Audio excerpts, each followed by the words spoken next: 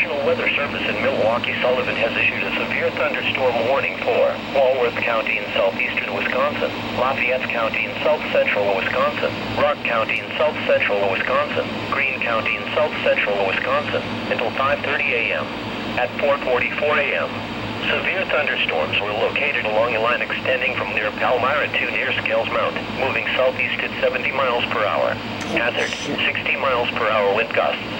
Source, law enforcement. Impact, expect damage to roofs, siding and trees. Locations impacted include Janesville, Beloit, Whitewater, Monroe, Elkhorn, Lake Geneva, Milton, Evansville, East Troy, Brodhead, Williams Bay, Darlington, Delavan Lake, Walworth, Quinton, Fontana on Geneva Lake, Darien, Wilfordville, Shullsburg, and Monticello. For your protection, move to an interior room on the lowest floor of a building.